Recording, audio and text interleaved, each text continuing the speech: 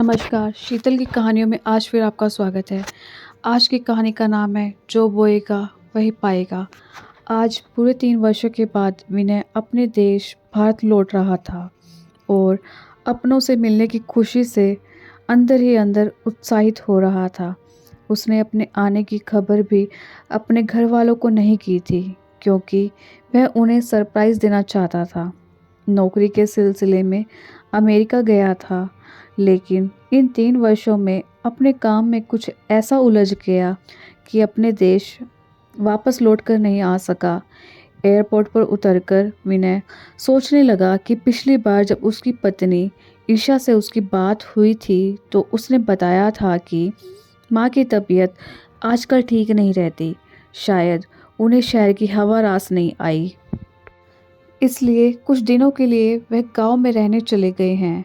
कुछ समय के लिए उन्होंने शांति काकी के घर पर ही एक कमरा किराए पर ले लिया है। विनय जल्द से जल्द अपने माँ बाबूजी से मिलना चाहता था, इसलिए वह एयरपोर्ट पर उतरकर अपनी पत्नी से मिले बिना टैक्सी करके सीधा गांव के लिए निकल गया। गांव पहुंचकर जैसे ही टैक्सी से बाहर निकला तो गांव की मिट्टी की सोंधी सोंधी खुशबू उसे अपने ओर आकर्षित करने लगी। उसका बचपन उसकी आंखों के सामने किसी चलचित्र की तरह दिखाई देने लगा और हर एक नुक्कड़ को बड़े ध्यान से देखता जा रहा था और अपने माता पिता के साथ वहाँ बिताए गए अनमोल पलों को याद करता जा रहा था। जब विनय शांति काकी के घर पहुंचा तो उसे देखते ही काकी के बूढ़े चेहरे पर एक मुस्कुराहट फैल गई। प्रणाम काकी, कैसी हैं आप? मैं अच्छी हूँ बेटा, तुम लोगों का क्या हाल चाल है? मैं ठीक हूँ काकी। ऐसा कहते हुए विनय इधर उधर नज़र दौड़ाने लगा। उसकी नज़रें अपने माता पिता को ढूंढ रही थी। तभी शांति काकी बोली, क्या हुआ विनय बेटा, किसे ढूंढ रहा है? फिर विनय कहने लगा, काकी मेरे माँ बाबूजी कहाँ हैं? बहुत समय हो गया उनसे मिले हुए, क्या आप उन्हें बुला देंगी? विनय की बात सुनकर शांति काकी हैरान रह गई। यह क्या बात कर रहे हो बेटा? तुम्हारी माँ बाबूजी तो शहर में ही रहते हैं ना? मुझे तो कितने साल हो गए तेरी माँ से मिले हुए। यह सुनकर विनय के चेहरे का रंग उड़ गया और फीकी सी मुस्कुराहट के साथ बोला, लेकिन काकी माँ बाबूजी तो कब से गांव वापस आ चुके थे और वो तो यहीं गांव में आपके घर पर रह रहे थे। तभी काकी हैरानी से बोली, नहीं विनय बेटा, तुझे कोई गलतफहमी हुई होगी। तेरी माँ बाबूजी तो कब से यहाँ आए ही नहीं। सावित्री से मिलने को तो मेरी भी आंखें कब से तरस गई है। यह सुनकर विनय की हैरानी का ठिकाना ही ना रहा। वह गंभीर सोच में पड़ गया। फिर बाहर निकलकर विनय गांव के अन्य लोगों से भी पूछताछ करने लगा, लेकिन उसे कुछ पता नहीं चला। आखिर माँ बाबूजी है कहाँ? यह सोचते हुए उसने अपनी पत्नी को फ़ोन लगाकर उससे पूछना चाहा तो पाया कि उसकी पत्नी का फ़ोन स्विच ऑफ था। उसने बहुत बार कोशिश की, लेकिन अपनी पत्नी से बात नहीं कर पाया। थक हार कर विनय वापस टैक्सी में बैठ गया और अपने शहर की ओर निकल पड़ा। विनय को इतना परेशान देखकर टैक्सी ड्राइवर ने उससे उसकी परेशानी का कारण जानना चाहा तो विनय ने उसे सारी बात बता दी। जैसे ही वे लोग शहर पहुंचे तो टैक्सी ड्राइवर ने गाड़ी को माता रानी के मंदिर के बाहर रोक दिया और कहने लगा, बाबूजी इस मंदिर की बहुत मान्यता है। कहते हैं इस मंदिर में माथा टेककर जो भी मांगो वह मुराद पूरी हो जाती है। टैक्सी ड्राइवर की यह बातें सुनकर विनय भी उस मंदिर में माथा टेकने चला गया। मंदिर में प्रार्थना करने के बाद जैसे ही मंदिर के प्रांगण में आया तो उसने देखा वहाँ बहुत भीड़ जमा थी, क्योंकि वहाँ कुछ लोगों द्वारा प्रसाद वितरित किया जा रहा था और बहुत से गरीब और भूखे लोग वहाँ से प्रसाद लेकर खा रहे थे। तभी उसकी नज़र एक बूढ़े व्यक्ति पर पड़ी। वह व्यक्ति मैले कुचैले कपड़ों में था। उसकी दाढ़ी और नाखून बड़े हुए थे और मुश्किल से चल पा रहा था। वह भीड़ में घुसकर प्रसाद लेने की कोशिश कर रहा था, परंतु कोशिश करने के बावजूद भी अंदर जाने में नाकामयाब हो रहा था। वह कमज़ोर बूढ़ा व्यक्ति हिम्मत करके फिर प्रयत्न करने लगता, परंतु भीड़ में टिक पाने में स्वयं को असमर्थ पा रहा था। लेकिन जैसे तैसे कोशिश करने के बाद जब वह प्रसाद लेने के लिए पहुंचा, तब तक प्रसाद खत्म हो चुका था। वह बूढ़ा व्यक्ति निराशा से निढाल होकर वहीं बैठ गया और उसकी आंखों से आंसू बहने लगे। विनय को उस वृद्ध व्यक्ति पर बहुत तरस आया। वह दौड़कर उनके पास आया और उनके कंधे पर हाथ रखकर कहने लगा, बाबा आप परेशान मत हो, मैं आपके लिए खाना लेकर आता हूँ। ऐसा कहते हुए जैसे ही विनय खाना लेने के लिए जाने लगा तो एकाएक चौंक गया। वह व्यक्ति उसे कुछ जाना पहचाना सा लगा और ऐसा लगा जैसे उस वृद्ध व्यक्ति में अपने पिता की झलक दिखाई दी हो। एकाएक उसके दिल की धड़कन तेज हो गई और वह जाते जाते अचानक रुक गया और वापस मुड़कर विनय ने उस वृद्ध व्यक्ति की ओर गौर से देखा तो उसे ऐसा महसूस हुआ जैसे उसकी आंखों के सामने जैसे अंधेरा ही छा गया हो।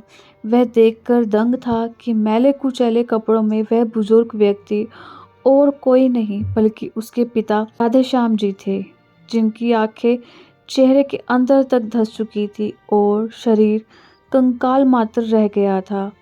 विनय को अपनी आंखों पर यकीन नहीं हो रहा था कि कुछ पल के लिए तो उसके मुंह से कुछ शब्द ही नहीं निकल पाए। फिर रूंधे गले से वह बोला, पिताजी आप यहाँ इस हालत में, आपकी यह हालत कैसे हो गई और आप कहाँ चले गए थे? मैंने आपको कहाँ कहाँ नहीं ढूंढा। ऐसा कहते हुए विनय अपने पिता के गले लग पड़ा। तभी राधेश्याम जी ने एक नज़र उसकी ओर देखा और घृणा से उसे झटकते हुए कहा, हमारी इस हालत का जिम्मेदार केवल तू है, तो अब क्या लेने आया है मेरे पास? अपने माँ बाप पर दया आ गई या फिर यह देखने आया है कि तेरे माँ बाप जिंदा भी हैं या मर गए? तभी विनय बोला, नहीं पिताजी ऐसा मत कहिए, मुझे आप लोगों की ऐसी हालत के बारे में कुछ भी मालूम नहीं था। तभी राधेश्याम जी आंखों में गुस्से और नफरत के भाव लिए बोले, अच्छा चलो मान लिया कि तुझे हमारी हालत के बारे में नहीं पता था, लेकिन हमें यहाँ आए लगभग 3 महीने बीत चुके हैं। अपनी पत्नी को तो तू घर पर तू रोज़ फ़ोन करता ही होगा, क्या तूने हमारे बारे में अपनी पत्नी से पूछना तक ज़रूरी नहीं समझा? राधेश्याम जी बोले तो विनय रोते हुए बोला, नहीं पिताजी, आप ऐसा सोच भी कैसे सकते हैं कि आपका बेटा अपने माँ बाप के प्यार और त्याग को भूल जाएगा। मैंने ईशा से आपके बारे में पूछा था तो उसने मुझे बताया कि माँ की तबीयत ठीक नहीं चल रही थी, इसलिए गांव की शुद्ध हवा में रहने की माँ की बहुत इच्छा थी, तो उन दोनों को मैंने कुछ दिनों के लिए गांव भेज दिया है। मैंने उससे पूछा भी था कि माँ बाबूजी गांव में कैसे रहते हैं, क्योंकि अब गांव का मकान तो बिक चुका है। तो ईशा ने मुझे बताया कि आप लोग शांति काकी के मकान में किराए पर रहते हैं। उसने ये सब बातें मुझे ऐसे बताई तो मैंने भी उस पर यकीन कर लिया, लेकिन मुझे मालूम नहीं था कि मेरे पीठ पीछे या ऐसा भी कुछ हो सकता है। मुझे माफ़ कर दीजिए पिताजी, विनय ने अपने पिता के पैर पकड़ते हुए कहा और पूछने लगा, माँ कहाँ है पिताजी? तभी राधेश्याम जी विनय को लेकर सावित्री जी के पास पहुँचे, जो मंदिर के बाहर फुटपाथ पर एक पुरानी सी चादर बिछाकर बैठी थी और राधेश्याम जी का इंतजार कर रही थी। उन्हें देखते ही विनय की आंखें आंसुओं से सराबोर हो गई और रुंधे स्वर में विनय बोला, माँ। माँ स्वर सुनकर सावित्री जी की आंखें अचानक विनय की ओर देखने लगी और उसे देखते ही गुस्से से बोली, तेरी हिम्मत भी कैसे हुई मुझे माँ कहकर बुलाने की? तू मेरा कोई नहीं लगता और यह समझ लेना कि हम भी तेरे लिए मर गए, चला जा यहाँ से। तभी विनय रोते हुए अपनी माँ के पैरों में गिर पड़ा और बोला, अपने इस नालायक बेटे को बस एक बार माफ़ कर दीजिए माँ, गलती मेरी ही है, जो मैंने ईशा पर आंखें बंद करके भरोसा किया और उस पर यकीन करके आप दोनों की जिम्मेदारी उसे देकर मैं विदेश चला गया। लेकिन मुझे मालूम नहीं था कि जब मैं आप लोगों से मिलूँगा तो आपको ऐसी हालत में देखूँगा। लेकिन माँ, आज मैं कसम खाता हूँ कि आप लोगों की एक एक परेशानी का हिसाब लूँगा। माँ, आप खुद ही एक सोचिए, क्या आपका विनय आपके साथ कभी ऐसा कर सकता है? आपकी ये हालत देखकर मुझ पर जो बीत रही है वह मैं ही जानता हूँ। इतना कहते हुए विनय अपनी माँ से लिपट कर फूट फूट कर रोने लगा। विनय ने अपने माँ पिताजी को टैक्सी में बिठाया और उन्हें एक अच्छे से होटल में ले गया। वहाँ उन्हें भरपेट खाना खिलाया, वहीं उनके रहने का इंतज़ाम करवाया। इतने आलीशान होटल को देखकर राधेश्याम जी और सावित्री जी हैरान रह गए। तभी विनय बोला, माँ पिताजी आप यहाँ आराम से बैठिए, सब कुछ ठीक हो जाने पर मैं आपको घर लेकर चलूँगा। लेकिन सबसे पहले मुझे पूरी बात बताइए ताकि मुझे भी पता चले कि ईशा ने मुझसे क्या क्या छिपाया है। बेटा क्या बताऊँ, तेरे जाने के बाद 4-5 महीने तक तो बहू का व्यवहार बहुत अच्छा था। हम तो खुद को बड़े ही खुशनसीब समझ रहे थे और ईश्वर का हर पल शुक्रिया अदा करते थे कि हमें ऐसे बेटा बहू मिले। लेकिन हमें क्या पता था कि बहू का अच्छा व्यवहार हमें केवल भ्रमित करने के लिए है। जब उसे यह मालूम चला कि तू अभी और 2 साल के लिए अमेरिका में ही रहने वाला है, तो उसका रवैया एकदम से बदल गया। सारा दिन बहू अपनी माँ से फ़ोन पर बात करती थी और सारे काम करने का जिम्मा केवल तेरी माँ का था। फिर राधेश्याम जी बोले, बेटा ईशा बहू हमसे रोज़ाना बदतमीज़ी करती थी और यदि तेरी माँ कुछ बोलती थी तो घर में तांडव मचा देती थी। एक दिन सुबह जब हम लोग नींद से जागे तो देखा कि बहू घर से गायब थी। हमने पूरा घर छान मारा लेकिन वह कहीं नहीं थी। हमने बहू को फ़ोन लगाया लेकिन उसने फ़ोन भी नहीं उठाया। किसी अनहोनी के डर से हमारा दिल अंदर तक कांप उठा था। दोपहर के समय जब वह घर लौटी तो हमारी जान में जान आई, लेकिन हमने देखा कि उसके हाथ में एक बड़ा सा बैग था। हम बहुत हैरान रह गए।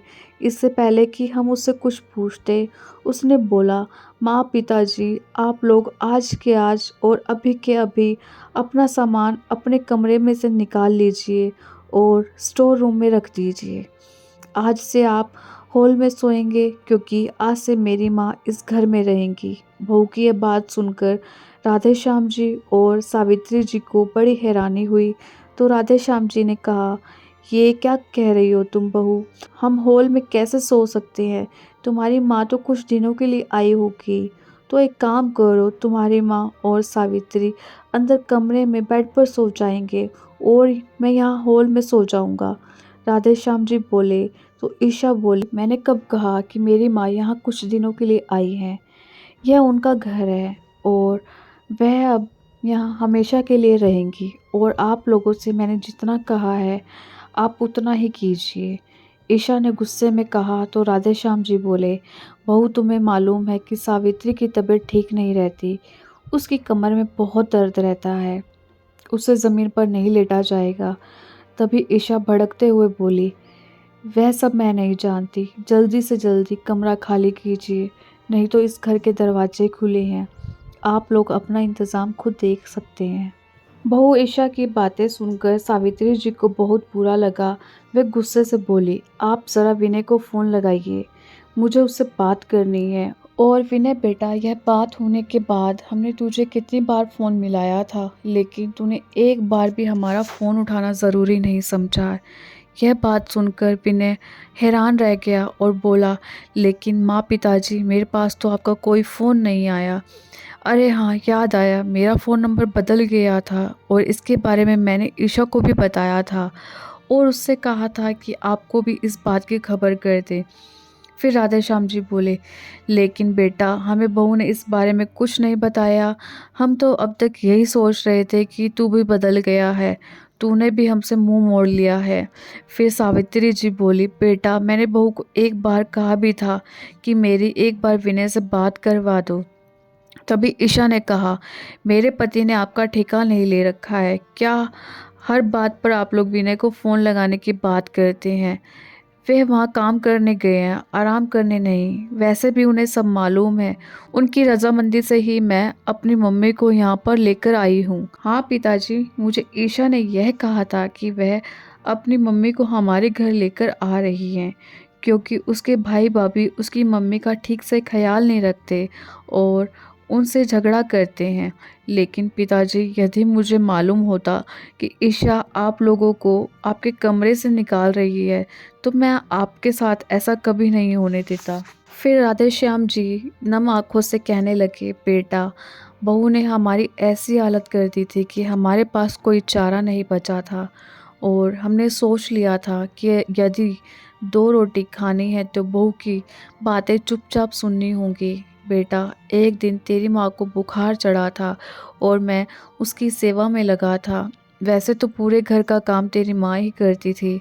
तो उस दिन बहू ने आकर कहा कि मेरे मामा जी घर पर आ रहे हैं, इसलिए माँ जी आज अच्छा सा खाना बनाइएगा। तो मैंने कहा कि कैसी निर्दयी हो तुम बहू, क्या तुम्हें नज़र नहीं आ रहा तुम्हारी सास बीमार है? तुम्हें तो इसकी सेवा करनी चाहिए, उल्टा तुम उसे काम बता रही हो। इस पर समधन जी मुझे कहने लगी, आप जाकर इनके लिए दवाई ले आइए, दवाई खा लेंगे तो राहत भी मिलेगी और काम में मन भी लगेगा। और वैसे भी तबीयत ठीक हो या नहीं हो, घर का काम तो करना ही पड़ता है। तो बेटा, मुझे समधन जी की बात सुनकर बड़ी हैरानी हुई और मैंने गुस्से में कह दिया, आप भी एक औरत हैं और आपको मेरी पत्नी का दर्द समझना चाहिए। आज मेरी पत्नी घर का कोई काम नहीं करेंगी। फिर सावित्री जी बोली, बेटा, उस दिन के बाद ईशा बहू और समधन जी दोनों मिलकर आए दिन हमें बातें सुनाती। बहू ने तो हमें खाना तक देना बंद कर दिया था। जैसे तैसे करके मैं या तेरे पिताजी रसोई घर में जाकर अपने लिए खाना बनाकर लाते और खा लेते, उसमें भी बहू चिल्लाती थी। एक दिन घर पर बहू ने किट्टी पार्टी रखी और घर पर बहू की बहुत सी सहेलियां आई हुई थी। उस दिन बहू ने हमें कहा कि रसोई में 15 लोगों का खाना बनाना है और तेरे पिताजी को कुछ पैसे देकर बाज़ार से सामान लाने के लिए भेज दिया और मुझे खाना बनाने के काम पर लगा दिया। यहाँ तक कि जब खाना तैयार हो गया तो सबको परोसने के लिए भी हम दोनों को ही कहा। समधन जी और बहू मेहमानों के साथ पत्ते खेलने में व्यस्त हो गई। सब लोग हंसी के ठहाके लगा रहे थे। बीमार होने के कारण मुझसे इतना सब काम नहीं किया जा रहा था। यह सब देखकर तेरे पिताजी का गुस्सा उबल पड़ा और उन्होंने सारा खाना उठाकर फर्श पर गिरा दिया।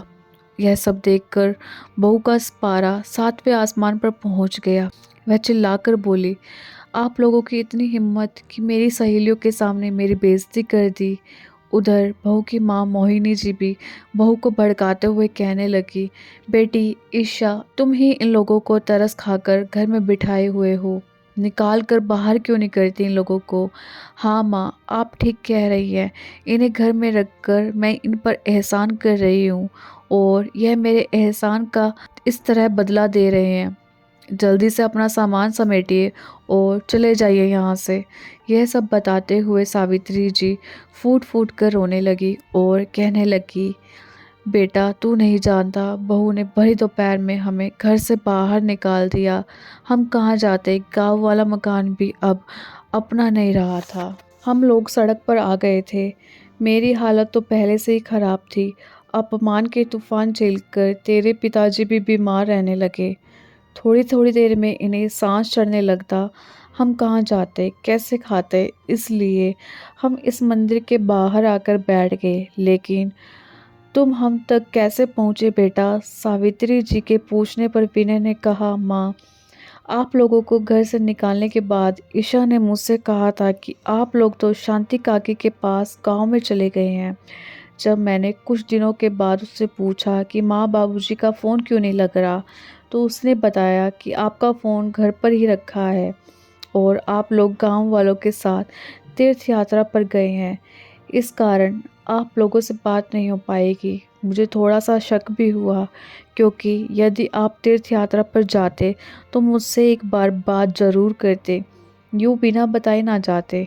इसलिए मैं जल्दी काम निपटाकर ईशा को खबर किए बिना भारत वापस आ गया। आपसे मिलने के लिए मैं सबसे पहले गांव में ही गया था, लेकिन शांति काकी ने बताया कि आप तो वहां गए ही नहीं थे। माँ बाबूजी, मुझे आप लोगों की बहुत चिंता हो रही थी। खुद को बहुत लाचार महसूस कर रहा था, इसलिए यह माथा टेकने आ पहुंचा और आप लोगों को ऐसी हालत में पाया। लेकिन आप लोग बिल्कुल चिंता मत करना, अब मुझे सब कुछ पता चल चुका है। अब तो उस जालिम औरत को मज़ा चखाने का समय है। मैं कसम खाता हूँ माँ, अगर मैंने उससे उसकी औकात ना दिखाई, मैं भी आपका बेटा नहीं। ऐसा कहकर विनय अपने घर लौट आया। जैसे ही घर पहुँचा तो देखा कि दोनों माँ बेटी बैठे हुए चाय और स्नैक्स का आनंद ले रही थी। उसी समय ईशा की माँ मोहिनी बोली, बेटी ईशा, तूने अपने सास ससुर को यहाँ से निकाल तो दिया, लेकिन एक बार देखना तो चाहिए कि वे लोग कहाँ गए हैं और क्या कर रहे हैं। कहीं उन्होंने दामाद जी को सारी खबर कर दी तो हमारा क्या होगा। अरे माँ, आप भी क्या बात करती हैं, जब उन्हें अपने बेटे का फ़ोन नंबर ही नहीं मालूम तो वह उसे कैसे फ़ोन करेंगे। आप निश्चिंत रहिए, और वैसे भी उनके आने में अभी बहुत समय बाकी है, तब तक तो वो दोनों स्वर्ग सिधार जाएंगे। ऐसी हालत में भला कितने दिन जीवित रहेंगे। ईशा ने हंसते हुए कहा। तभी मोहिनी जी बोली, लेकिन बेटी, अगर अगर दामाद जी पूछेंगे तो तुम क्या बताओगी। फिर ईशा ने कहा, माँ, जब तक आपके दामाद जी भारत वापस आएंगे तब तक कुछ सोच लेंगे, अभी तो लाइफ को एंजॉय करो। यह बातें करते हुए वे दोनों ज़ोर ज़ोर से हंसने लगी।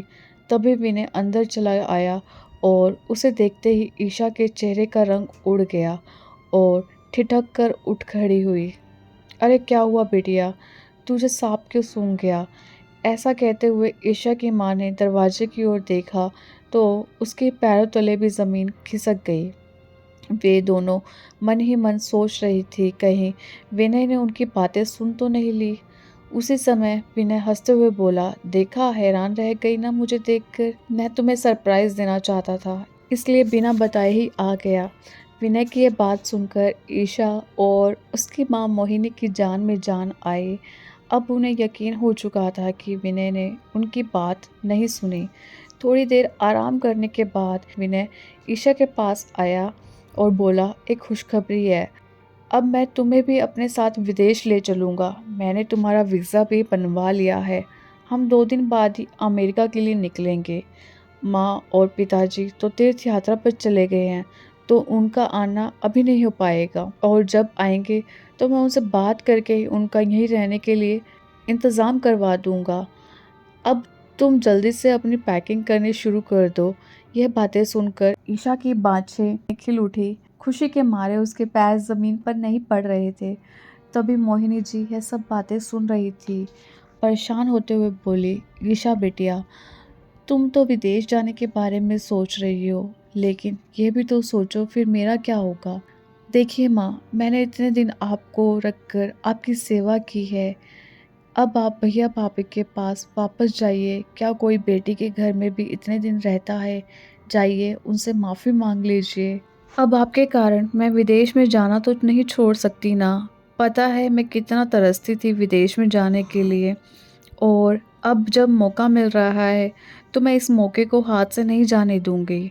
अपनी बेटी के मुंह से ये बातें सुनकर उसकी माँ हैरान रह गई। अगले ही दिन उसने अपनी माँ को अपने घर से विदा कर दिया और खुशी खुशी विदेश जाने की तैयारी में जुट गई। जिस दिन उसकी फ़्लाइट थी, विनय ने उसे फ़्लाइट में बिठा कर कहा, तुम यहीं बैठो, मैं बस 2 मिनट में आया।